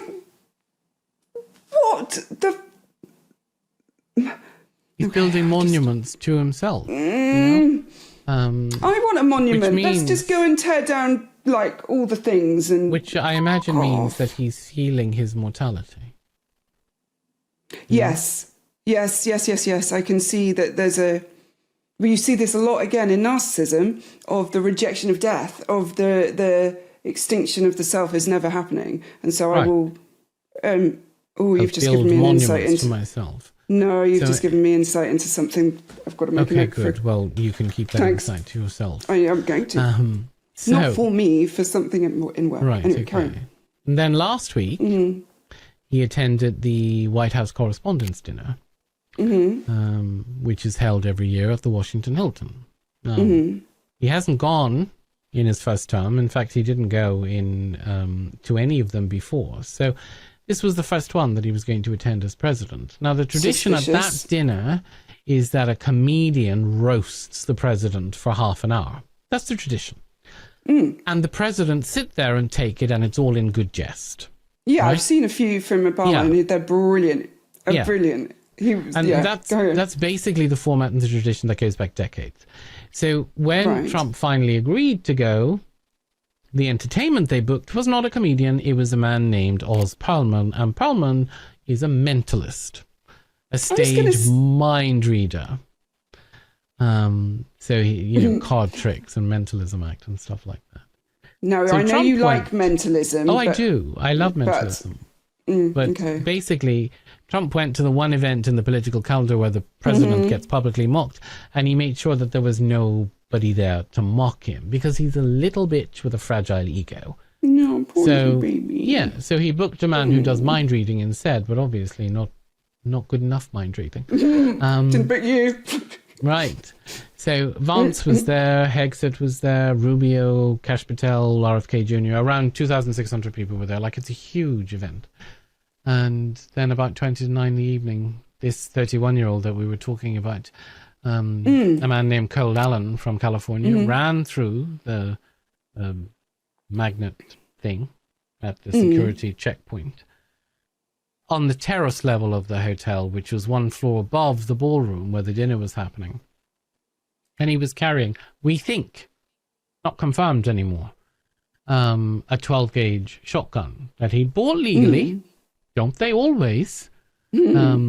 in California last August, and he fired one shot. We think, but they can't prove that.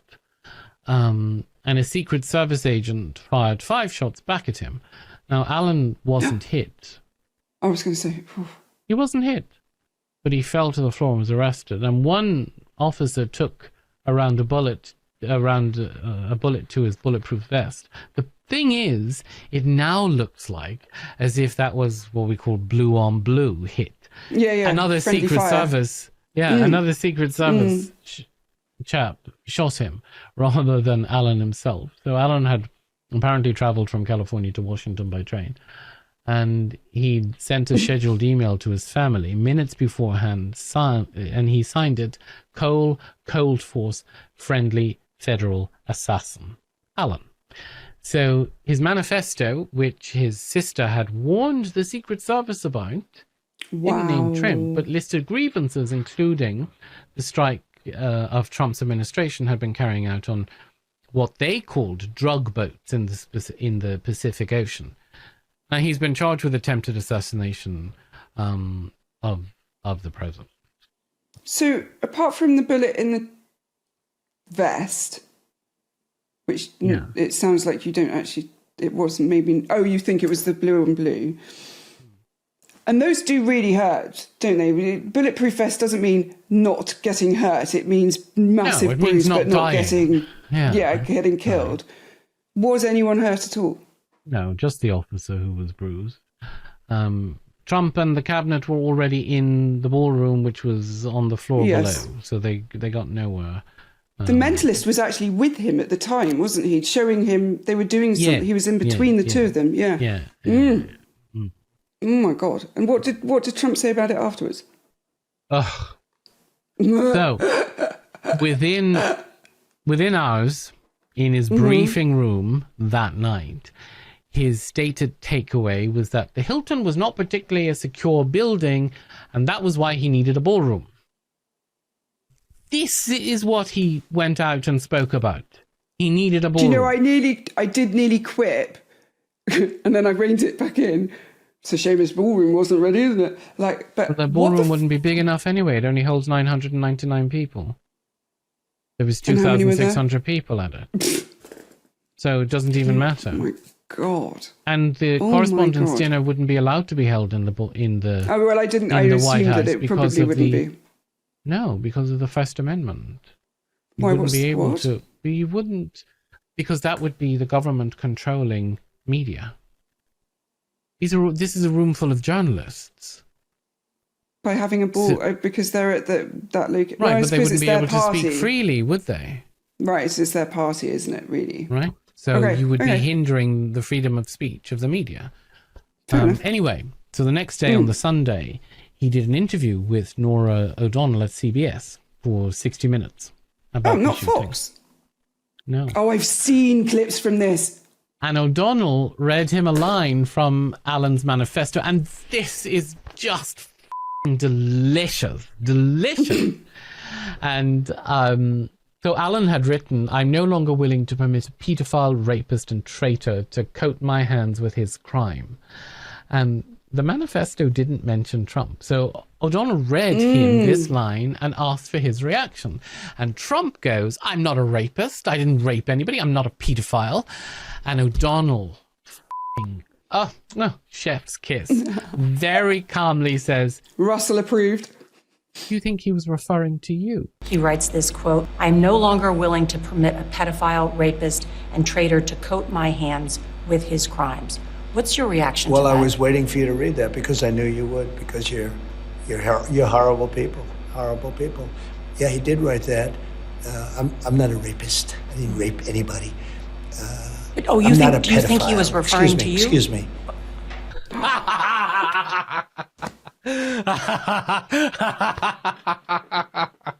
I have seen it, right? I've seen it, and his reaction is fabulous. It's so classically narcissistic. It's not, here's the evidence of why not. It's, I will destroy you, tell you how disgusting you are, so you're so focused on defending yourself, you forget what you're arguing about. Yeah. But a man only jumps to deny being a racist and paedophile if those are the accusations he's already living with. Yeah, right? absolutely. That's bullshit. And like, what the... As you said, his initial reaction was he called her a disgrace for reading the line in the first place. Disgusting human being. And this... Exactly. You shouldn't be reading that on 60 Minutes. You're a disgrace. Yeah. He's disgusting. So then on the Monday after that, Lindsey Graham, who's this disgusting weasel of a senator, I think he's the most senior Republican senator. He might actually even be the leader of the House. Anyway, he's filthy, he's disgusting. I mean, he's absolutely a queen. I don't care what anybody says. He bounces on cock. He basically said, I'm convinced if there had been a presidential ballroom adjacent to the White House, the guy would have never have got in. And then everybody of these right-wing MAGA morons jumped on the bandwagon because 2 days after that, Katie Britt and Eric Schmidt and Lindsey Graham himself introduced a Senate bill for $400 million of taxpayer money to fund the ballroom, even though it's supposed to be funded by private donations. But now it was a national security project. And of course, all of these right-wing media people all started talking about how they needed the ballroom, blah, blah, blah, blah. Oh, it felt disgusting, and I felt like I needed a shower. So anyway, the Justice Department filed a motion to lift Judge Leon's injunction on the construction because Judge Leon had said, no, this is illegal. You need permission from Congress. So construction had stopped. So the Justice Department then filed to lift his injunction because now it was a national security issue. And the funding, the public was told, would be entirely private, has now become 4 days after a man allegedly, still don't necessarily believe any of this bullshit. It's always very convenient, these things. They seem to give him exactly what he needs, don't they? This is it, don't they? So, the Republican legislative is pushing for $500 million of federal money. That is quite a turnaround. Yeah. Is it not? Total turnaround. So, within 96 hours and in the same week, he actually posted this on Truth Social, which is just absolutely and utterly disgusting. Listen to this. Oh God, I'm going to be traumatized. I can feel it coming. I had James Comey arrested. That's the kind of power you have when you're president. Remember that, Jimmy Kimmel. And Jimmy Kimmel is I know a who night he show is. host. Yes. And anyone else who thinks it's funny to take shots at me because my ego, not so funny anymore, right? I've got Todd Blanche working very closely with me, very closely, and he gets things done, always with a straight face too, which is incredible when you think about it. So consider this your warning. And Iran, same thing. No more Mr. Nice Guy. Open up the strait or the gloves come off. Big time. You've all been warned. Have a great day. That's like what my brother used to say. This is something that he used to give me your chocolate or I'm going to, and then this like litany of bullshit. What the absolute? So James Comey, right, is the former director of the FBI that he fired in 2017. Right. And the Justice Department indicted Comey either yesterday or the day before, I think it was yesterday, on 2 felony counts of threatening the president on the basis of a photograph of seashells that he posted on Instagram last May, in which the shells were arranged to spell out 8647. Now, the administration is arguing that 86 means to kill a person, which is a massive stretch. That is quite a leap.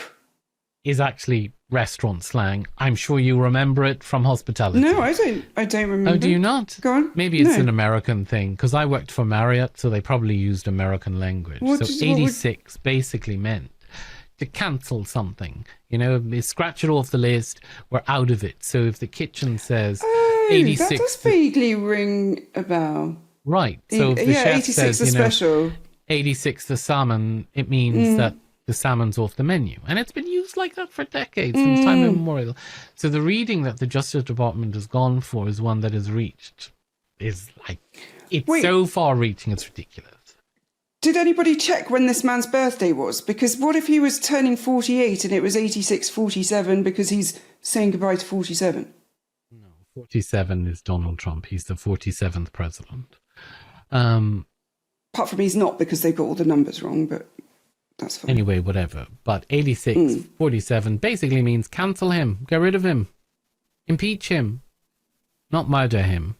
Not take him out. Right. So each count that they've charged him with carries up to 10 years in prison. And Comey says that he stumbled across the shells and didn't know that 86 had any other meaning than, cancel it, which I would believe. So anyway, the reason that Jimmy Kimmel was also warned in the tweet is because Jimmy Kimmel told a joke 3 days before the shooting in which he described Melania Trump as having the glow of an expectant widow. And I saw that. It made me laugh, and I know that's awful, but it did make me laugh. Well, he basically said, he's ancient, so he's going to die soon. He's nearly 80, and he's so unwell. He's so obviously unwell. But the FCC, run by a man named Brendan Carr, is now reviewing the broadcast licenses of 8 ABC channels, stations, because of it. That is called a dictator state. Yeah, that is called media control, propaganda control. Like, that is... And then he said, have a great day. Ow. Like, have a great day. Have a great day. Aw. And I suppose... We love you to the rioters. What the I suppose we have to mention the Iran war, don't we? Which apparently, by the way, isn't actually a war. He calls it an excursion. So... Wait a minute. We have been talking for an hour and 40 minutes, Paul. Do we maybe not need to think about a part 4? Because this is... Oh, my God. Okay. We're right up to date with the Iran war. So... okay. He has launched what the administration has called major combat operation against Iran in February, the 28th of February. Yes. In the middle of the night, without a declaration of war and without authorization from Congress. The president is not allowed to declare war. He needs authorization from Congress because he's acting like Henry VIII. Right. Even worse, I might say. Well, he's acting like a dictator. The 1973 War Powers Resolution requires the president to get congressional sign-off for any military action that's going to last more than 60 days. So today, May 1st, when we're recording this, is the 60-day deadline. The administration's notification to Congress on the 2nd of March didn't acknowledge the War Powers Resolution or the Constitution at all. And there's been 4 separate resolutions in the Senate to constrain Trump's authority, and all 4 of them have been defeated. Along party lines, basically. So there have been ceasefires, blockades, capturing of Iranian shipping. The military have hit roughly 13,000 targets since it started. Around 300,000 Iranians are dead. Oh my God. Yeah. Oh my God. 13 US personnel have been killed. And none of which has been called a war, because if there was a war, he would need permission for it. So he calls it an excursion. And he ran for office last time saying that he'd bring grocery prices down on day 1 and he would be the president of peace. And there would be no wars under her. And his exact words at the press conference, standing in front of a table loaded with bags of flour and bread and eggs and whatever, was, when I win, I will immediately bring prices down starting on day 1. So he's now been in power over a year. Groceries. So I like to watch comparison channels on YouTube. And Jesus Christ almighty, if you saw the prices stuff they pay over there, it's ridiculous. So an £85 Aldi shop here It's $170 over there. Like, so expensive. So expensive. That's and that's outrageous. Aldi. It's even more Aldi. expensive when you compare Tesco and Walmart. My God. Like, it's well, wild. Tesco is Walmart, isn't it? But yeah. No. Walmart owns Asda is Tesco. Walmart. Asda. No, I'm sure they own Tesco as well. Tesco They do Fresh. Okay. Walmart own Asda. That's the only thing they own. I know that bit. Anyway, I'll have to fact check myself later. Anyway, there's no way that the competition authority would allow Asda and Tesco to be owned by the same people. It would be too much. It would be too much of a monopoly. Over here, you mean? Yes. Yeah, no, I think they own it. And anyway, let me look at it later, and I'll message you about it. What my I don't really confusion know. is. I know you don't, so- but I'm still going to because. So electricity is up, nearly 7%. Beef is up over 11%. Eggs jumped 15% in a single month in his first week in office. I don't understand that because they produce those things. They're huge producers of those. Why have those gone up? I think a lot of it has to do with supply chain because they can't get. So the tariffs that he has imposed has an effect, you know? So everything goes up.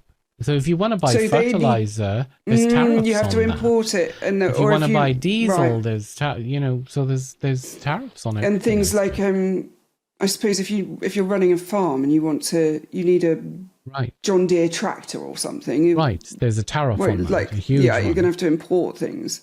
Yeah, okay, but fine. it's not even just importing the tractor. All the parts that make up the tractor are imported, and there's tariffs on all of them. So they've just basically made it super expensive to run any kind of business. So even though but he's told his followers that they don't pay the tariffs, we pay the tariffs. You know, the country being tariffed pays the tariff, which is bullshit. but we don't put the prices up to accommodate that. But there's nothing to do with that. We wouldn't. How does that work? Tariffs work basically that the person importing the goods is tariffed for importing foreign goods. So we no longer are going to buy anything off them because they've got all these tariffs on. No. So basically, if you are a business in the United States and all of your products come from China, and China has a 30% tariff on it, you pay you pay that 30% tariff as a penalization, as a penalty for ordering from China rather than the United States. Right. So China, their price doesn't change. They don't care. Give they a still shit. get paid. It makes no difference to them. So did he think that by putting these tariffs on that he would force people to buy from within the United States? Yes, they do. And then that's backfired dramatically is because they can't produce it or they don't produce the things that they need. Correct. At the price. That's exactly it.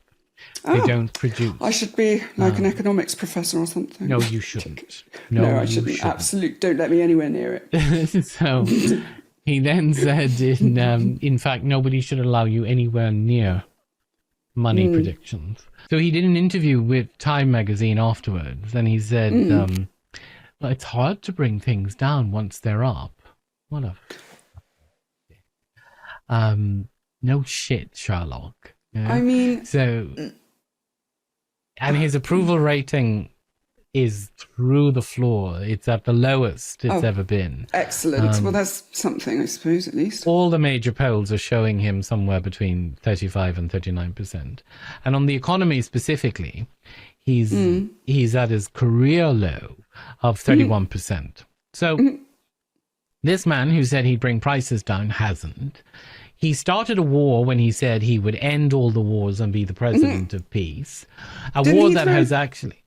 Go on. Go on, sorry. No, I was going to say, didn't he throw a big tantrum about not getting a Nobel Peace Prize? Oh, fucking huge tantrum over that. He even threatened the government. I want a Peace Prize! Give me it or I'm going to hurt you! We should actually do one on Alfred Nobel. He's quite interesting. Oh, very interesting, because I know why he started that to... Yes. Anyway, so... he started a war that pushed up energy prices. He ran on the line that he was the only modern president who hasn't started a war. And he said that he has finished or stopped 8 wars or something like this. Yes. But Iran's a war and Venezuela is a war. So... Wait, what's Venezuela? Yeah. On the 3rd... Yeah. You didn't know that? On the 3rd of January this year, he sent the U.S. military into Caracas in the middle of the night. And it was called Operation... Yeah, it was called Operation Resolve. And they went into President Maduro, the Venezuelan president's compound, which was in the country's largest military complex. They killed 23 Venezuelan security officers and 32 Cuban military and intelligence personnel, and they captured Maduro and his wife. And he was flown to a U.S. warship, and then he was brought to Manhattan, and he was walked in front of the cameras in a hallway by men in DEA jackets. And the phrase the White House used was that he'd been pup-walked. And Trump posted a photograph on Truth Social of himself watching the operation from Mar-a-Lago with the CIA director, John Ratcliffe. And he told reporters the United States was going to run the country until we can do a safe and proper judicious transition. And the leader of the opposition, a judicious transition. But anyway, so the leader of the opposition of Venezuela, who wanted to become Venezuelan president, who later didn't become Venezuelan president, had won a peace prize and gave it to Trump so that he would endorse her. So she gave him her peace prize. The Peace Prize Commission basically issued a statement for the first time in history saying, yeah, you can't transfer a peace prize. You can give him the medal. It's a nice momentum, but you can't transfer the Peace Prize.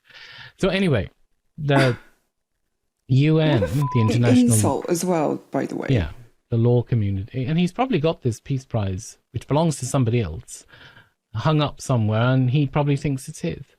Anyway, the UN has called the removal of Maduro a kidnapping, and so have some American senators. And the cover that the administration reached for is that Maduro had been indicted on drug trafficking charges in a United States court, so they could just go and get him and kidnap him. Oh my God. But they took his wife as well. Yeah, they did. And his wife has been charged with narco-terrorism conspiracy, and she obviously has pleaded not guilty. Anyway, the cover that they're using collapses anyway, because 3 weeks before they kidnapped Maduro, Trump pardoned Juan Orlando Hernandez, who was the former president of Honduras, who'd actually been convicted in a United States federal court of drugs.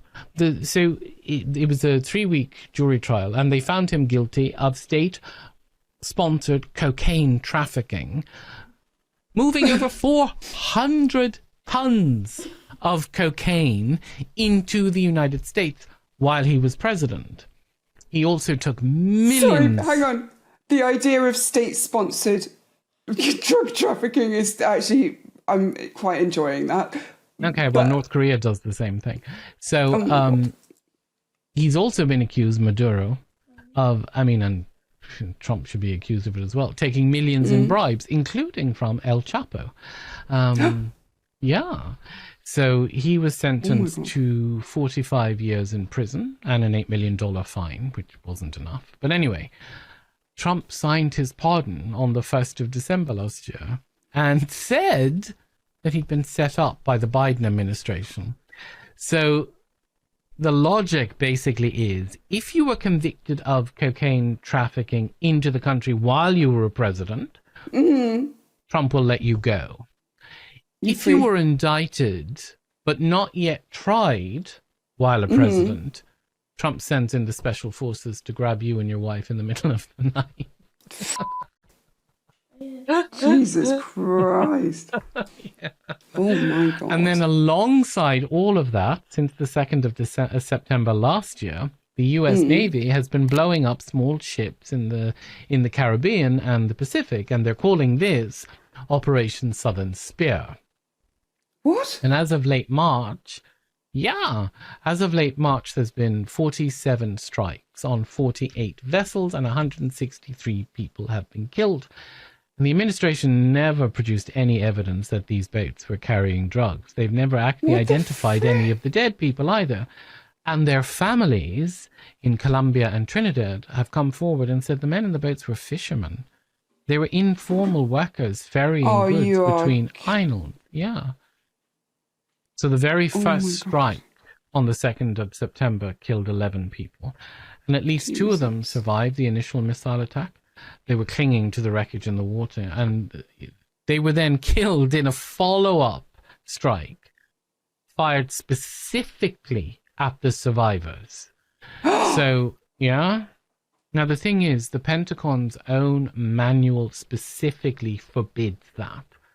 Right. So, Susan Wiles, who's his White House chief of staff, said publicly that Trump was going to keep blowing up boats until Maduro cried uncle.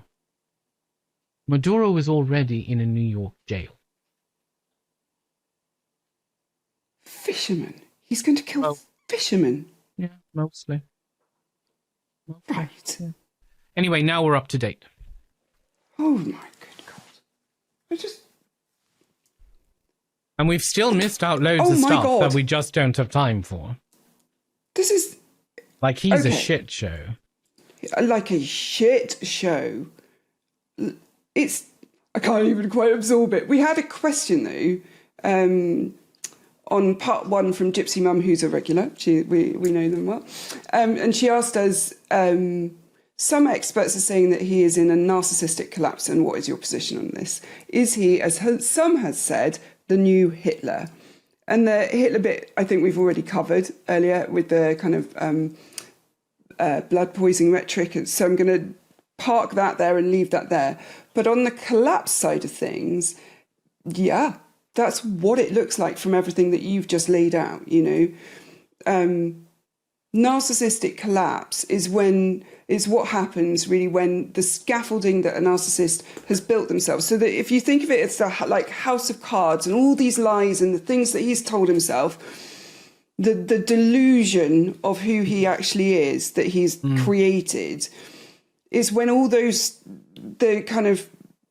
lies start to give way, you know, they start to collapse, literally, because the world stops feeding it. So all this, like, I'm this and I'm that and the other, it's like building on sort of shaky sand. You know, eventually the sand is going to move. And in this case, it's the admiration. The admiration stops landing, or in, you know, this situation, the audience starts laughing in the wrong places, or, you know, people stop, you know, telling them how brilliant they are, or countries say things like, you can't fly through our airspace anymore, and you're no longer Mr. Popular because you're in the most powerful person. You're no longer head boy.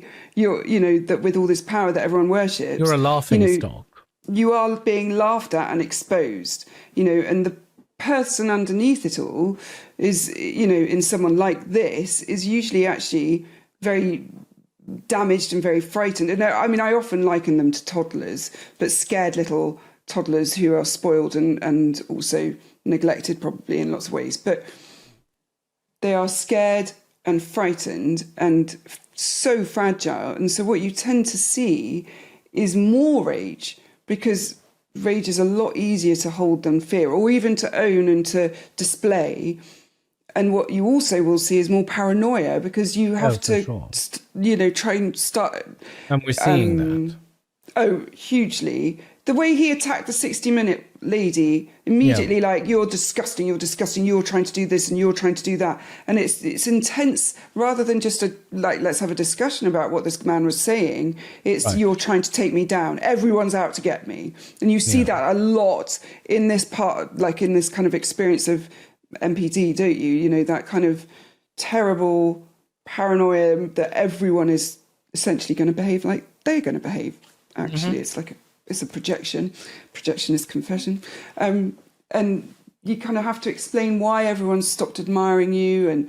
And that explanation has to be that they're against you, right? That, you know, they will also, in this narcissistic collapse, cling much harder to whoever is still actually offering any loyalty. you know, regardless of whether or not those people are any good, whoever they are, all that matters is they're feeding the supply. They're feeding the need for admiration. And the world they can think about kind of gets smaller and smaller and smaller. And the same things get said over and over and over because, again, there's less of them left to do the thinking. And from what you've described tonight, and all of that is there. So, yeah, I think he's collapsing. But I also, you know, don't know how much of it is medical. There's, you know, because he can't keep track of what he's doing as well, potentially. That collapse is actually probably going to get amplified. And the bit I really can't tell you is what he'll do next, because narcissists they do come to therapy, but they don't last terribly long. The minute you say, actually, that wasn't a cool thing to do, out they go, because they can't bear the challenge. They want the collusion and the admiration and the validation. And I think often we'll think that therapy is somebody sitting holding your hand going, you're a perfect person already, you don't need anything. Whereas in fact, it's like, why are you doing that? What is that about? Why? Like, it's brutal, you know. And the people I see are the ones that they've damaged on their way through.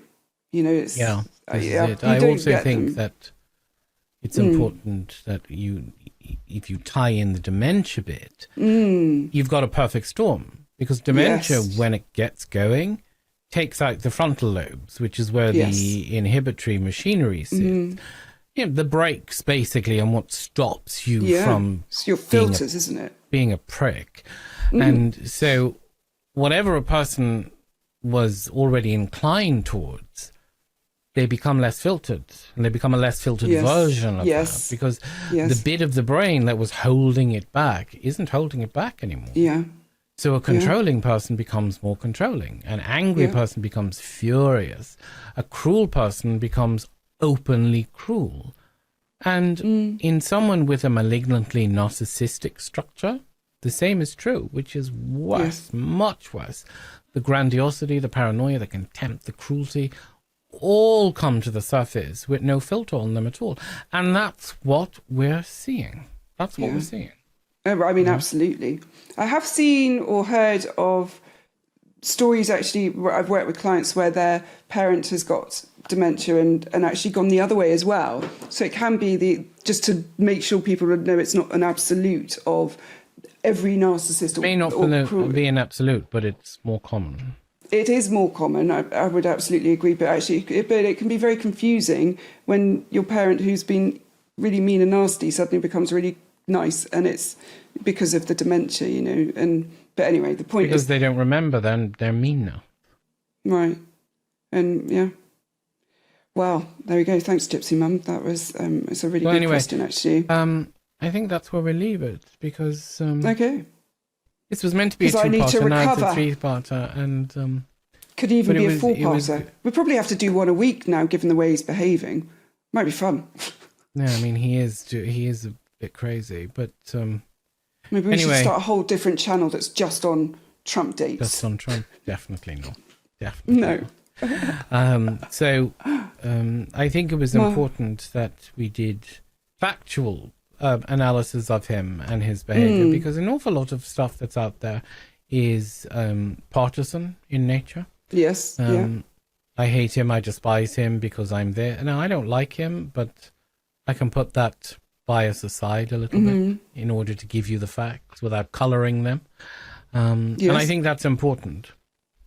I think so too, because I think it's so easy to get caught in the idea of just looking, well, this is confirmation bias really, isn't it? That you only look at the evidence that supports your position. Right. And it's really important that you don't do that. I mean, it's the thing you always say to me, if you don't like it, you have to stay and listen, because you've got to learn it, why you don't like it. It made me sit through so many lectures and I hated at that conference. And like, you've got to read this and just because you don't like it, it doesn't mean, you know. Well, it's like you're in religion. Everybody was so surprised that you knew so much of the Bible verses and stuff on the Separatist video. But I don't know why.